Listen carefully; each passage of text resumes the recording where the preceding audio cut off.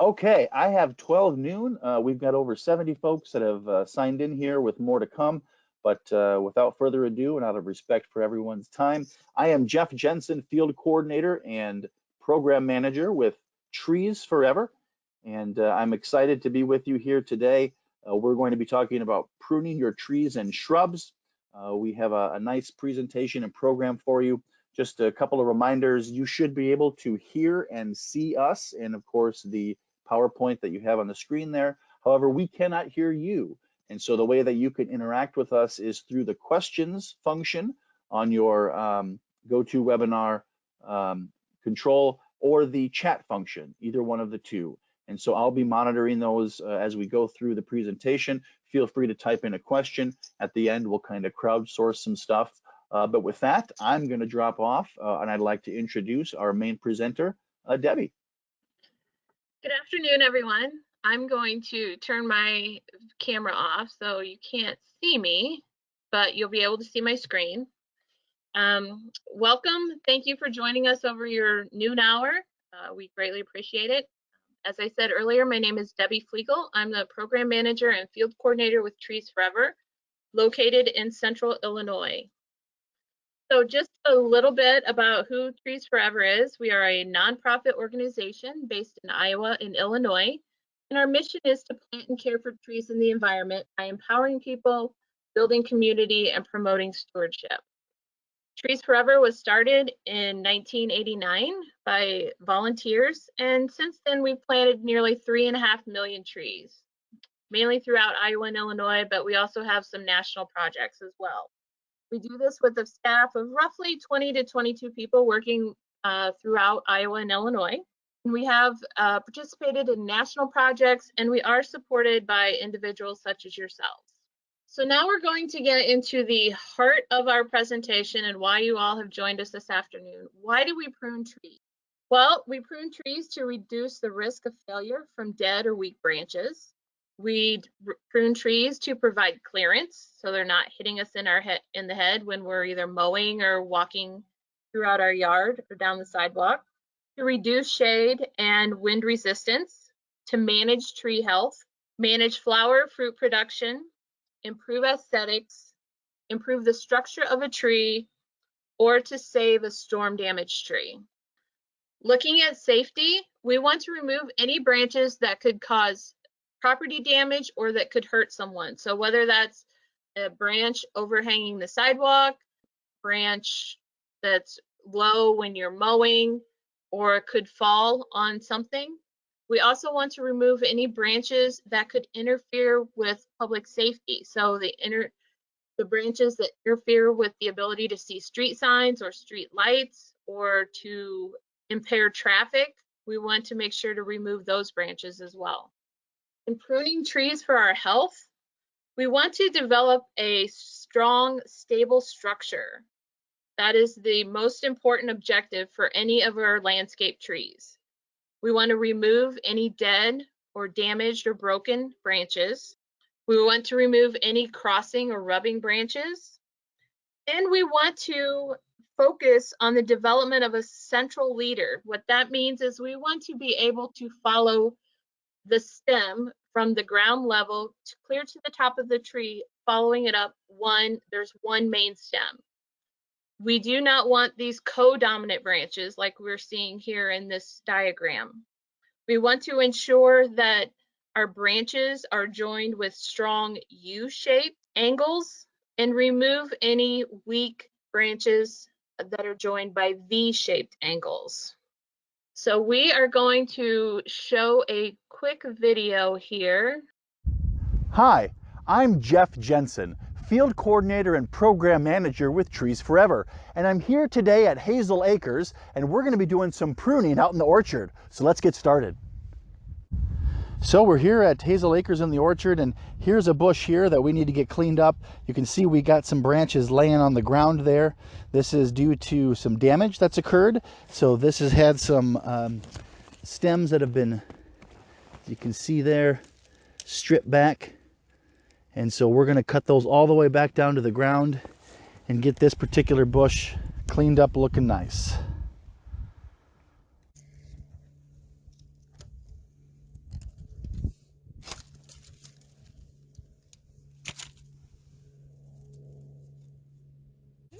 Okay, we're gonna go ahead and cut out this little guy here, this little guy all the way back, in preparation for taking that big guy out.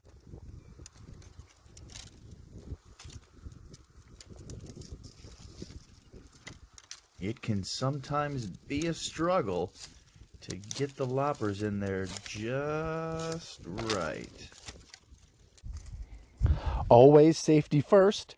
So we want to be sure that we adhere to good hygiene in the orchard, and we're going to go ahead and disinfect with some bleach solution after every bush or tree. And of course, if we have a situation where we're working on a diseased bush or tree, we want to go ahead and disinfect after every single cut. Here we have an absolutely great example of rubbing branches, and one of the things I want to eliminate here in the hazelnut orchard. You can see we have this branch that's grown out from the center of the bush, and it's rubbing against 1, 2, 3 different new stems coming up. So we're going to go ahead and cut that all the way back, difficult to see, all the way back, right there. Okay, we went ahead and cut that all the way back there with a nice clean cut. And now you can see where it's been rubbing here. And we pull it out, and there's what's been going on. So that's what happens when you get the rubbing going. And you can see our cut all the way back to the center of the bush. That's what we're looking for. By monitoring our planting, we can identify early any rubbing branches and take corrective steps so that we don't get into a situation like this. Okay, Jeff showed us a great example of how to prune out our rubbing branches. Although he was doing it on hazelnut shrubs, it still works the same way for our trees. We want to be able to prune off our trees that have codominant stems. We want to prune off those stems. Codominant stems are forked branches nearly the same size in diameter, arising from the same junction point. They lack the normal U-shaped branch union. They have a V where they're joined. It looks like a V. So that is a very weak branch union. Unfortunately, this tree was not pruned when it was young, when it was planted. And that union broke during a storm. And you can see the photo on the right where that codominant stem split, broke off. And unfortunately, this tree suffered a fatal wound that is not going to be able to recover from, and this tree is going to have to be removed. So some pruning during the young period of this tree's life could have saved it, and it may have lived to be a long time. We also want to prune our trees for storm damage. Here in central Illinois, we just recently had our second ice storm this month. So this is showing some tree damage that we had from our ice storm on New Year's Day, where the branch completely split in half. When you are pruning after any type of storm damage, you want to always remember safety first. Your safety and well-being is the highest priority. With the ice storm, you want to wait until all of the ice melts before we go pruning that branch off. We also want to try to maintain our tree's natural form when we're pruning. Although this horse-shaped tree is spectacular looking, we don't want all of our trees in our front yards to look like this. This would be something more for a botanical garden or an arboretum or highly trafficked touristy area. And this is something that has been shaped over many years. We want to maintain our trees' natural form. So when we prune our trees, if we do it correctly, it's not obvious that they have been pruned. When it's obvious is when we do it incorrectly and we have the bad pruning situations such as topping our trees. So it is very important to remember that small branches coming from the stems of our trees are extremely important, providing food for the tree. So when you're planting a newly planted tree, and you're thinking about pruning it, you should not prune off those lower branches for several years. So when do we prune our trees? When is the best time? Well, if you're pruning for dead or damaged branches, any time of the year is fine. So anytime your saw is sharp, you can prune off damaged or dead branches. Preferable time is during the winter months, during dormancy. Dormancy helps limit conditions that would allow pests and diseases to further damage the trees, and it gives the trees time to start to heal the wound. It also allows us to see the structure of the tree, the shape of the tree, so we can clearly see any branches that may be rubbing or crossing. We want to avoid pruning when trees are just entering dormancy, so when they're just starting to lose their leaves, or when they're leaving dormancy, when the buds and leaves are starting to emerge in the spring. You can also enhance flower production by the timing of your pruning. So trees and shrubs that flower in this early spring or before the end of June, such as redbud, crabapples, dogwood, serviceberries, they should be pruned immediately after flowering, within 2 weeks after flowering. Any trees that bloom later in the summer or later in the fall, they can be pruned during dormant season, so during the winter months before the new buds start to come out. Pruning oak trees and elm trees should only be done in the winter. You should never prune them during the growing season. The reason being is those pruning wounds, those cuts that we leave on the trees, they attract insects or borers. And these are beetles that can carry the diseases such as oak wilt or Dutch elm disease. Since dormant trees do not produce sap, and these beetles are sap feeding, they're not active in the colder months, and they're much less likely to invade new pruning cuts to spread the disease. The general guidelines, and this is going to vary by where you live, as well as our temperature, but the general guidelines for dormant pruning is between Thanksgiving and Valentine's Day. Again, that varies from year to year and where you live in the region. But right now, it's cold out, and it's a perfect time to be out pruning your oaks and elms. So make sure you have the proper tools to do the job. So we have the small hand pruners in the top left. Those are for small branches that you can get up close and personal to. We have the loppers, which again are for smaller branches, maybe in a little bit more areas that are harder to reach. And then we have our hand saw. As Jeff had demonstrated in the video, you want to make sure you clean your tools between every single tree that you cut. You can use either rubbing alcohol or you can use a bleach solution like Jeff demonstrated. If you're working on a tree that is diseased, you want to clean your tools between every single cut because you don't want to spread that disease. So how do we prune our trees? So ideally, the time to prune is when the branches are small, about the size of your thumb. This allows the tree to better seal that wound. You never want to remove more than 25% of the branches in one growing season. So if you cut off 25% of your branches this year, you still need to do some more pruning. You need to wait until the following year. Cuts should be made just outside the branch bark ridge and branch collar, which we're going to show you what those are in just a minute. For any branches that are bigger around than the size of your thumb, you're going to use a 3-point cut method.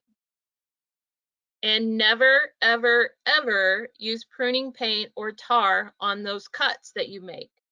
The compounds used in those substances actually can create an environment conducive for insects and diseases. It can actually harm the tree instead of help it. Painting the wound with a material of any kind interferes and impedes the oxygen flow, and it causes slower and maybe even in some cases completely prevents wound closure by poor callus formation of the wound. So by using those pruning paints and tars, you're actually impeding the tree's ability to seal that wound. Before you prune, Always have a plan. Always have a purpose before you even pick up your tools. Each cut has the potential to change the growth of the tree. Proper technique is essential because poor pruning can cause damage that lasts for the entire life of the tree. Trees don't heal the way people do. When a tree is wounded, it must grow over and compartmentalize that wound. So smaller cuts, it's going to heal that wound faster than larger ones. So ideally, you want to properly prune your tree when it's small. Before you start pruning, determine what is the tree's natural characteristics. What is it supposed to look like? Is it an elm and it's supposed to be V-shaped? Is it perhaps an oak tree, a pin oak that naturally has drooping branches? What is the natural form of this tree? Always identify potentially hazardous conditions, which would be utility lines. If your tree is in or near utility lines, contact your local utility company to prune it. You should not be doing it. Identify undesirable growths on your tree, whether that's sprouts coming out from the base or suckers growing up from a branch union or from growing up on the branches. And also consider the tree's health and age when you're thinking about pruning your tree.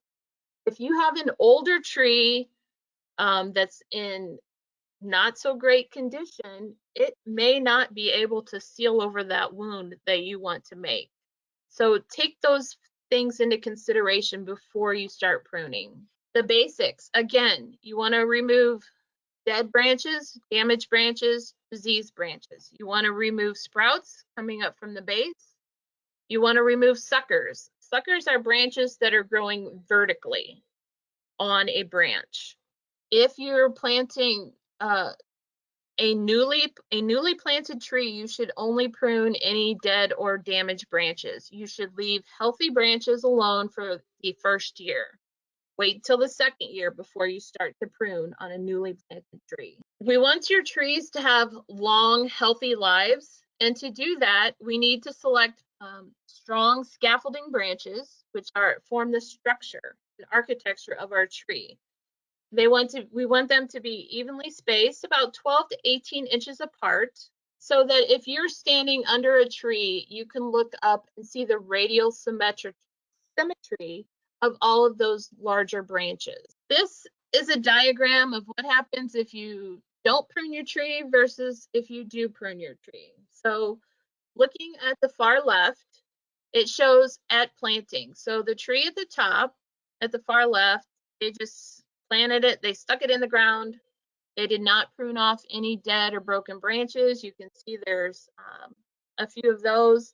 It also looks like we have a co-dominant stem starting at the very top. We have that V-shaped branching. Whereas at the bottom, they pruned off those branches.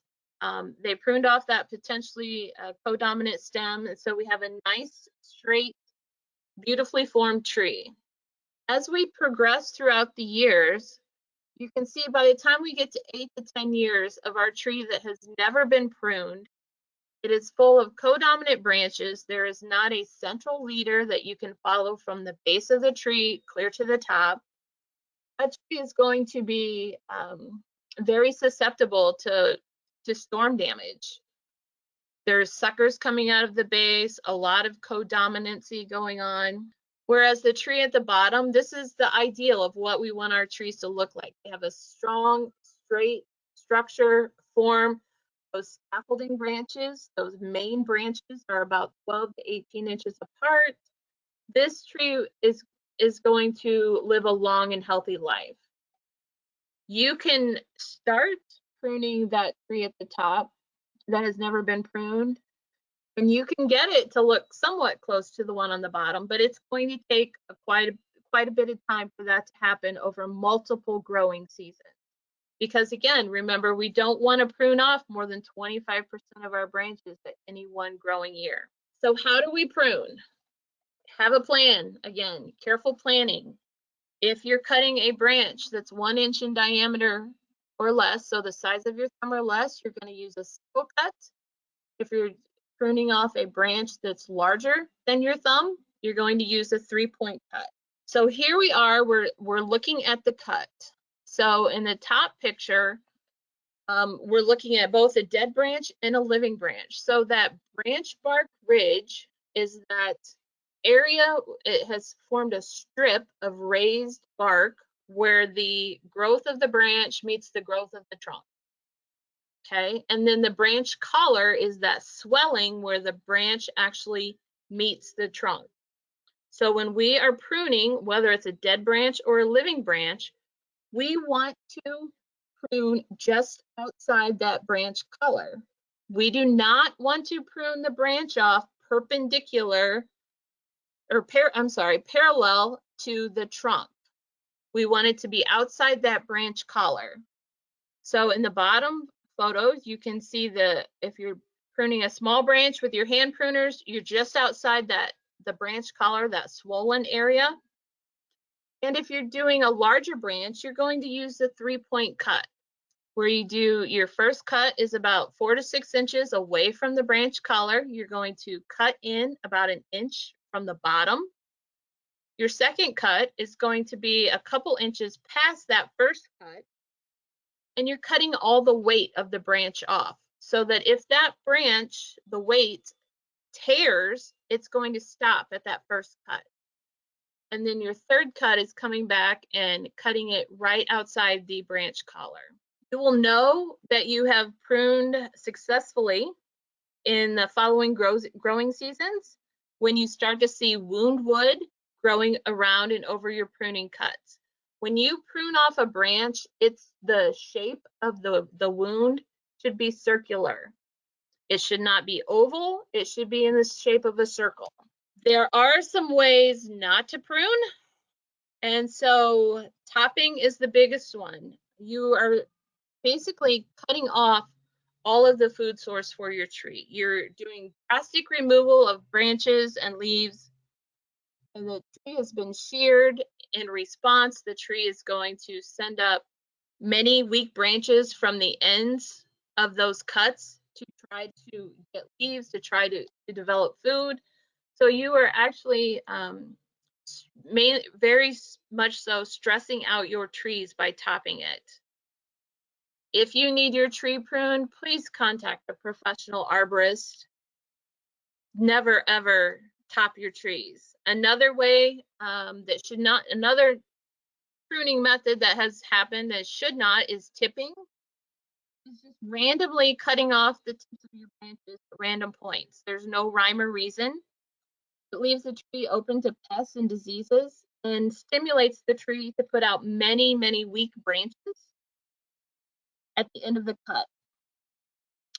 Bark ripping is cutting off a branch, a large branch, and not using that 3-point cut method, so that if you do a single cut, you have the chance of ripping the bark down into that branch collar.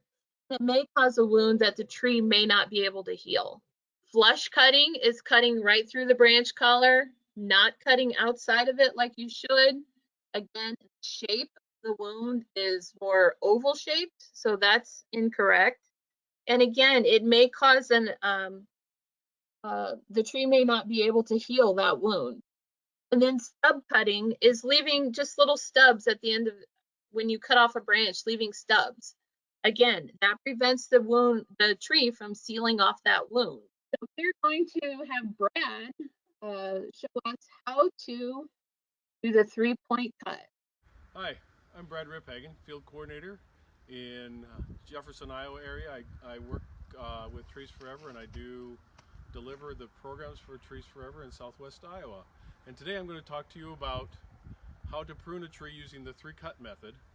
And the tree that we're talking about today is this tree right here behind me. It's a red bud, and we have a concern with this tree because, as you can see, as I'm pointing to right here, we have included bark happening, and this branch and this main stem, once the weight of these both get large enough, it will split and actually take this tree all the way down and make this tree not a valuable tree anymore. So today I'm going to demonstrate to you how to remove this branch without causing the bark to run and split all the way down. And so we're going to use a 3-cut method.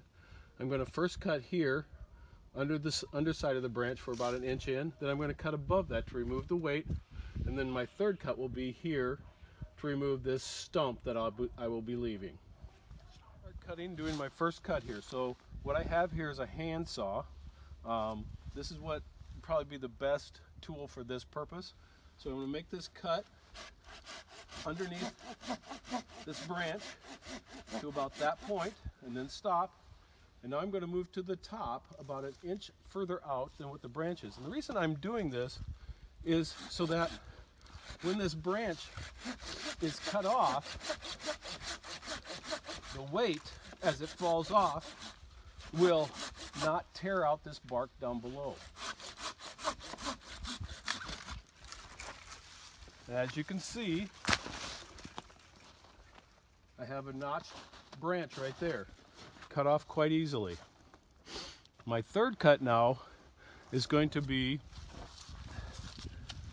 from here up into here. Normally I would cut it from this direction, but I can't because my angle here is too tight.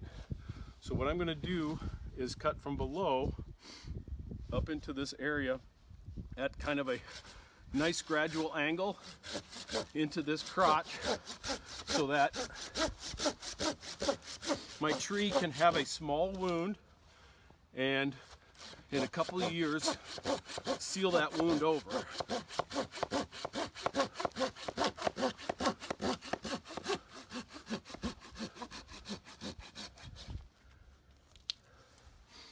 So right there you see how we had a small piece of tree that was left, piece of branch, and it didn't tear down as we cut it back. And now we have a nice rounded small wound that the tree can seal over in a couple years. So that is how you do a 3-cut method to remove the branch and then the final stub and allow your tree a small wound in order to heal, or seal I should say, as it grows older. Thank you. Okay, so now we're going to move into, so Brad just did a great demonstration of showing us how to do the 3-point cut method. Now we're going to talk about pruning for fruit and nut production. So I know some of you have fruit trees growing in your yards. So the purpose of pruning fruit trees is a little different than pruning your landscape trees in your yard. So pruning for fruit trees, we want to allow more sunlight to reach the branches, and it makes it easier to pick the fruits and nuts. As you can see in the photo, safety first, Patty's got a spotter watching her. The window of time to prune your fruit trees is a little bit longer in the spring than other trees such as your oaks. The general guide is to prune fruit trees before the leaves start emerging. So next, we're going to see Trees Forever Field Coordinator Jeff Jensen back at Hazel Acres, thinning some of his hazel shrubs to improve nut production. Here we're doing some pruning to remove some larger stems in the interior of the shrub so we can open it up and improve sunlight getting to the middle of the plant and hopefully improve fruiting and nut yield. My goal is to select 2 to 3 of the largest stems growing up on the inside of the plant and cut them out as close to the ground as I can. The end result is a thinned out bush with more room for air movement, all crossing and rubbing branches removed, and now we have less shading on the inside of the shrub, which should improve yields. Now I also pruned it up from the bottom so that the push lawnmower can easily get up near the crown of the plant.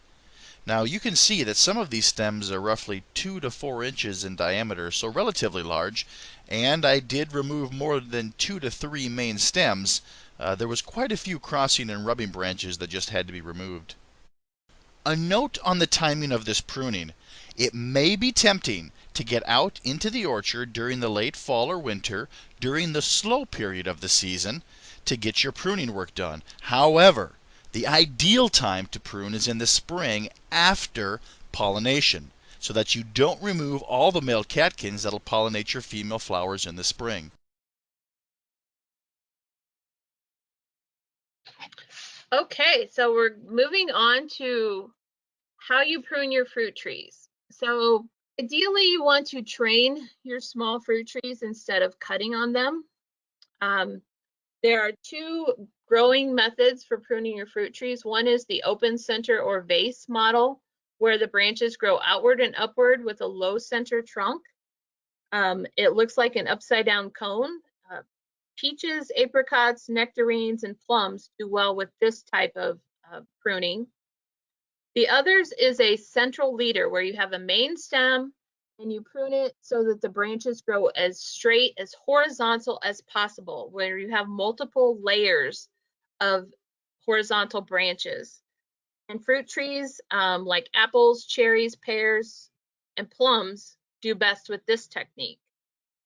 On this method, you want to leave plenty of space between the various canopy layers. Ideally, as with your landscape trees, you do not prune more than 25% of the canopy of your fruit trees in one growing season. You want to prune in late winter, early spring. Fruit trees tend to develop buds for the next year's flowers and fruit in the fall. So this means when you're doing your winter pruning, you will be removing branches and reducing the amount of fruit you get in the spring. The line drawings show that the branch material from this fruit tree that was cut in the early years of its life. So the dashed lines are what was pruned out. Spreading the branches on young fruit trees, that's what the solid dark lines are, can aid in tree form, earlier fruit production, and improve fruit quality.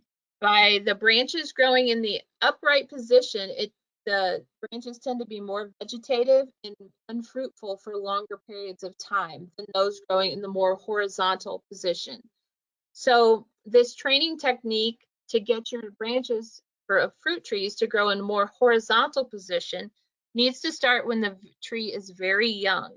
So you bend the branches to a 45-degree angle and hold it there with the spreader. Now Patty is going to demonstrate pruning and fruit trees, as well as showing us the spreader. Hi, I'm Patty Reisinger, Field Coordinator with Trees Forever. We have a young fruit tree, and before we start pruning any of the branches off, we want to make sure the branches are growing at the angle that are most desirable to produce fruit. That's about a 45 to 90 degree angle. So as I'm looking in this tree over, I'm going to bend this branch down just a little bit and put one of our spreaders in. It is made from a small piece of wood and has some nail heads in it, or nails that the heads have been cut off, and that gives us a better angle. We want to make sure that the tip is still higher than where it starts out from the stem. This is a young tree, so it doesn't need much pruning. We've already spread one of the branches so we have a better angle, and what we're going to try to do is eliminate narrow angled crotches. So this is going to be one that we take out. We have our central leader that we're keeping here, and we have one stem we're going to take off so that the highest point is our central leader.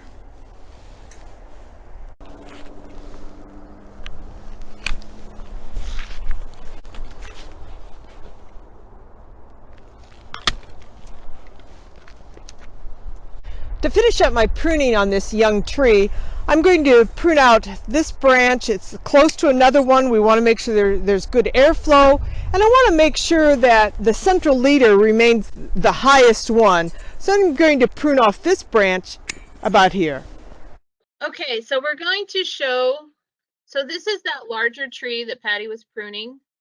She was pruning two different trees in that video. One was a small one that she was training and pruning for a central leader. This is the other one. She was pruning that larger tree. This is a fruiting apple tree. You can see it has sprouts coming up at the base. It has a lot of interior branches. So this is what it looked like after she pruned it for one growing season. So she removed quite a bit of the interior branches so that the sunlight could reach the branches and making it easier to pick the fruit. It also gives it better airflow to resulting in less diseases for the tree. So next we're going to talk about how to prune your deciduous shrubs. The first thing you're going to do, as you have seen in Jeff's videos so far, is you're going to remove the 4 Ds. You're going to remove the dead, damaged, diseased, and deranged branches. Now the deranged branches are the ones that are growing at odd angles, or they're crossing or rubbing, that could cause future problems. Sometimes pruning involves cutting the plant clear down to the ground level to encourage new growth. By using thinning cuts, as Jeff demonstrated in a previous video, you will remove these dead or damaged branches, cutting out center branches that are too large and too dense. By doing this, you'll expose the remaining branches to more air and sunlight and improve the plant structure and definition.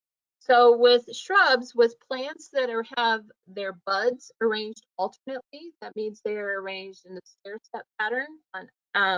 You want to make the cut just above the bud at an angle, with the highest point of your angle cut being just above the bud.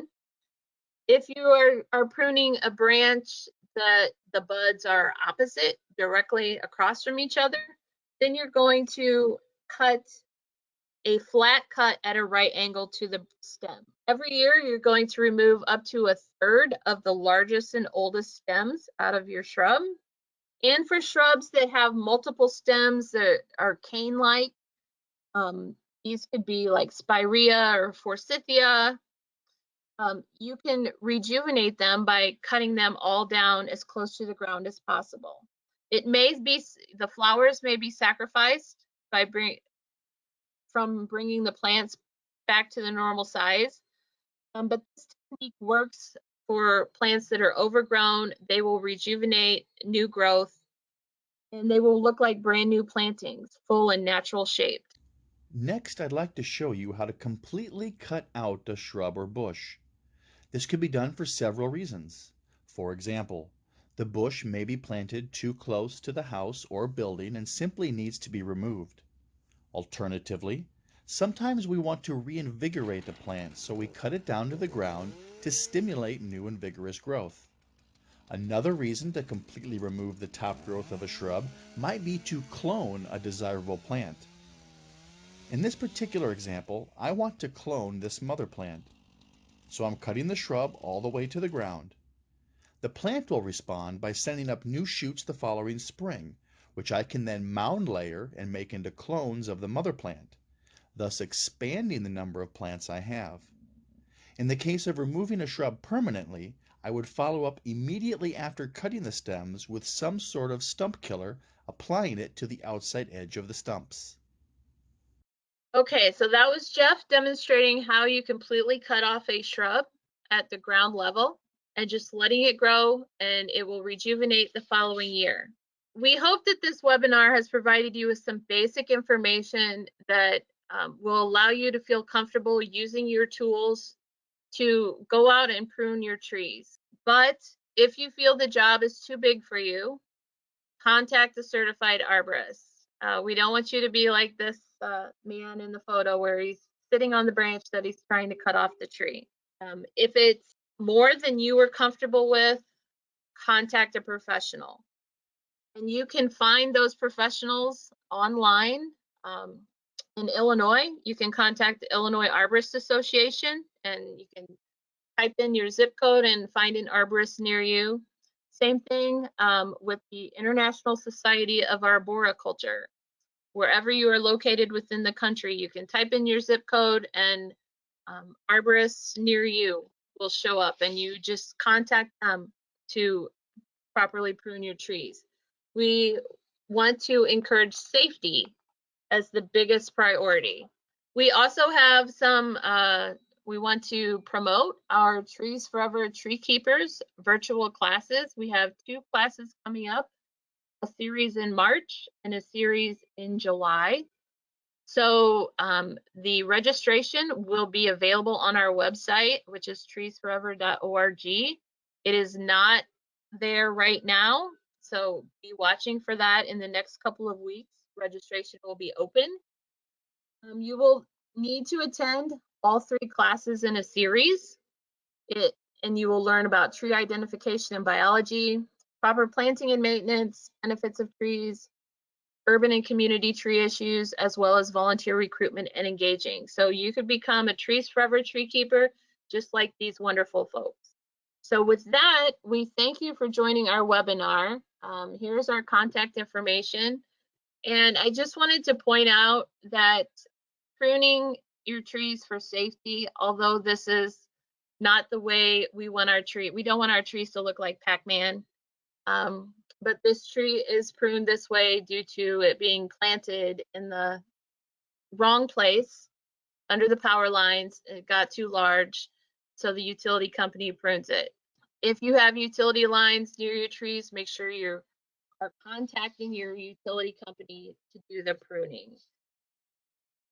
So with that, we will take any questions that you may have. I'm going to turn my camera back on. Well, hi, everyone. Yes, we have had all sorts of great questions. I guess probably first and foremost, apologize. Some folks had some problems hearing some things, and I called around to check into it to see if others had that problem, and they didn't. So that might be a little bit unique to you. Apologies anyways.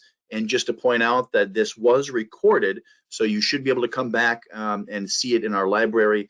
That can be found at our Trees Forever website /webinars. And then we have a little section where it says, hey, did you miss one? And you can click on it and you can have our full access of webinars, past and present, including this one. However, it will probably take a day to upload. So check back tomorrow. It takes a lot of time to render all the presentations and the videos and stuff like that. So some that we have not answered yet. Let's see, any hints on pruning mature trees? Well, Larry, I think that really depends. If it's an elm or an oak, you tell them, Debbie. Pruned only in the winter time. Only in the winter time, certainly. And then, of course, it's going to be a challenge if it's mature and determining how much to take, which branches to select. But if you kind of go through some of those steps that we laid out, you should have a pretty good idea of at least where to start. So slow and steady wins the race. When you're pruning your large trees like that, you heard me say several times never to remove more than 25%. The larger, the more mature trees, you want to remove even less. You don't want to remove any more than 10% because you're making much larger cuts, and it's going to take the trees that much longer to be able to seal over that wound. So when you're doing a large tree, large mature trees, don't cut more than 10% off in one growing season. So that might be one large branch, potentially. It could be. Great. We've got another question here about repeating which fruit trees should be pruned open center or vase. Yes. So open center, the open center trees are the ones that prefer that method are peaches, apricots, nectarines, and plums. The central leader fruit trees are apple, cherry, pear, and plum. So plums really do well with either style. And even the apples, I know some of the growers are going to the open system as well. So it's not hard and fast. It really depends on the situation, I think. Oh, here's a great question here. Can we prune branches overhanging growing pine trees next to that bigger tree? I'm concerned that the big tree will be one-sided then. The neighbor allowed the seed tree to grow too close to their fence. You know, that's actually a really great point, and that's something that happened to me on my farm where I live now, where the previous owner had some ash trees that grew and kind of dwarfed the nice big white pine. And so as a result of that, the branches are deformed and kind of growing straight up, trying to find the sunlight. So remove the ash trees, of course, and so now I'm stuck with a structure of a tree that's not ideal. However, instead of removing that some of those branches that are almost vertical running parallel, I did keep them for now because they're providing certainly sustenance to the tree. And now that the tree is opened up a little bit, there is some new growth starting to kind of fill in that area. So it'll take time, certainly, but it is salvageable. That's for sure. Well, let's see here. Would you recommend cutting overgrown evergreen bushes to the ground, remove a main branch at a time, or remove a main stem at a time? Any thoughts on either coppicing right to the ground or selectively getting in there and removing some of those larger canes or branches? You I could happen to think it just, go ahead. I just think it depends on the situation. So what's the goal? If you want to actually remove that plant out of there, it's going to come back up. Typically, that's kind of a harsh type of a situation. So with some evergreens, I would much more likely probably go in and select some of those larger ones, cut them back, and then try to shape that as well. Do some shaping and pruning on that evergreen to make it look nice, so it's not a scraggly looking shrub. We had a question about, oh, here's one. So talked about topping trees and avoiding that. And so should we avoid topping a shrub like viburnum as well? I would agree you should not top anything. If with a viburnum, you still you could go in and either, as Jeff demonstrated in the videos, you could cut it back to the ground level or just cut out the largest stems. I would avoid topping any trees. Great answer. I'd have to agree with that. So what is the bleach to water ratio for disinfecting? Typically that's a 10-to-1 ratio, 10 parts water, 1 part bleach, and mix it up, and you'll do well. Someone also asked, what about rubbing alcohol, and do we need to dilute that? Typically you would just use the rubbing alcohol at whatever concentration you'd purchase from the store. I use rubbing alcohol for mine, and I just use it straight out of the bottle. I just pour it on. Generally it's the 70% isopropyl rubbing alcohol. Oh, question here on magnolias. Let me see if I can find that. I have a magnolia tree that I planted last year. Want to prune the bottom limbs up approximately 3 to 4 feet. What time of the year is best to prune? I will do it a third at a time. Typically, that's something that we can do midsummer or into fall. That one's okay for the growing season of magnolias. So have at it. And then here, should I cut 9 barks in the winter or after blooming? I'm not entirely sure about that one. They bloom in the summer, if I'm thinking correctly. And in that case, you could prune them back in the winter. If they bloom before the end of June, then you prune them directly after blooming, within 2 weeks after they bloom. Great answer. I just checked it, the great magical machine that tells you everything, and it said basically the same thing. So you can cut them back in the winter when it's dormant. If you want to, for reinvigoration selectively, you can do it during the growing season there. So, Forsythia, the branches are flowering, but I would like to have some space around them. Any suggestions? Again, probably after flowering, certainly.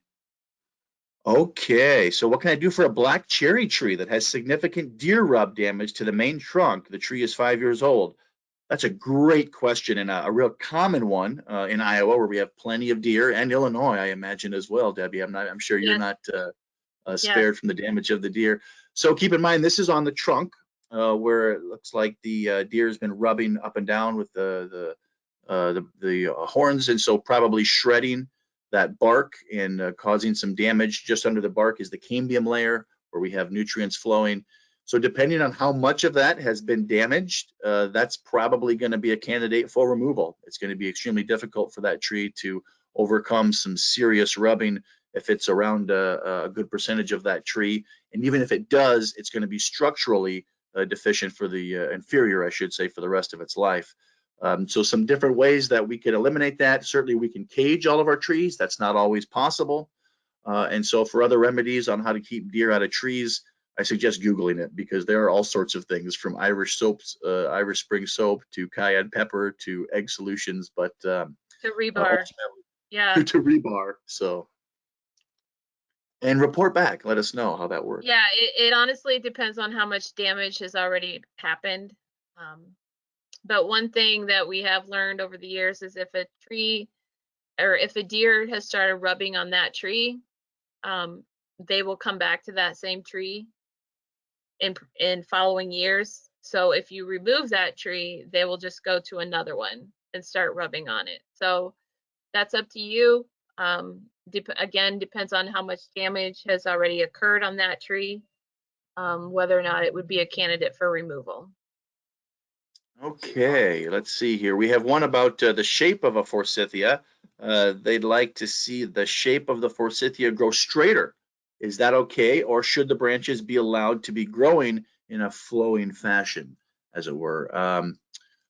I got to plead ignorance on this one. I'm not entirely sure about the preferred shape of Forsythia. Debbie or Brad or anyone else for that matter. Well, you guys can't participate, sorry. Any of our other experts? And if not, I can go to the machine that tells all. Personally, I've seen Forsythia with growing upright, and then it kind of curves over at the top, so it does have more like a cane shape. That's the natural form of it. You would have to prune it down for it to grow straight, and I think you would have to do continual maintenance pruning on it if you want to see that shape.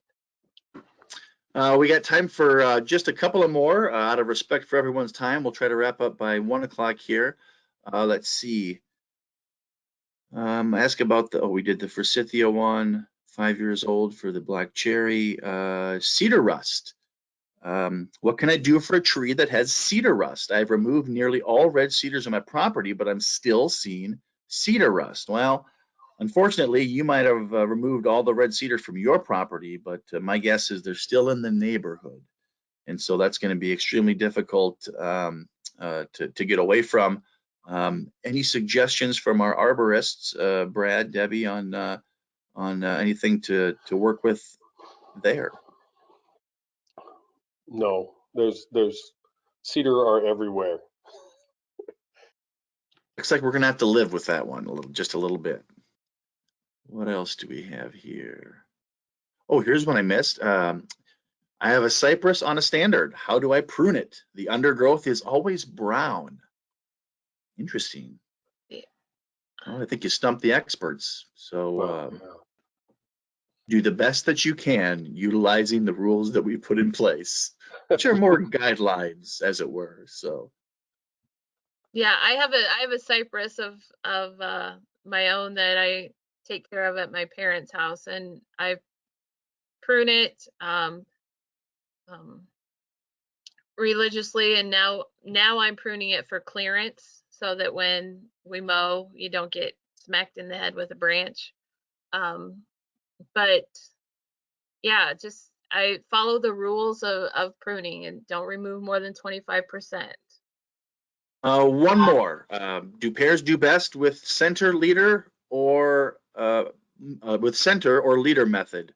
And I think they were on the leader method list, if my memory serves me right. But you're Yes, consulting. that is correct. They do best. Fruiting pears do best with the central leader method. Well, our answer must have been good enough on the cypress because we got a thanks. This was awesome, extremely helpful. So we appreciate that. Well, we're going to wrap things up, folks. We really want to thank you all for joining us. It's individuals like you that make webinars like this possible. So check back if you missed, if you couldn't hear, apologies. We do have this recorded. You can go to our Trees Forever website, /webinars. When you're there, off to the right-hand side, there's a little beige box where it says, hey, did you miss a webinar? And so then you can click on that, which is our library of webinars. You can access this one. Some of our pollinator ones from the past, Creating a Buzz. We have presentations on all of the different programs that Trees Forever does, participates in and provides. We've also have disaster preparedness or disaster recovery presentations, all sorts of great stuff to watch. Grab some popcorn, settle down if there's a snowstorm, because you can get caught up to speed on everything before springtime.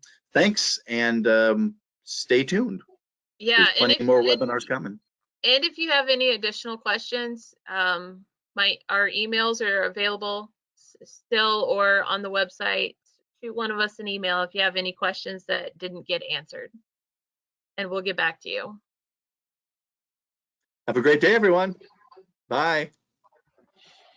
Bye-bye.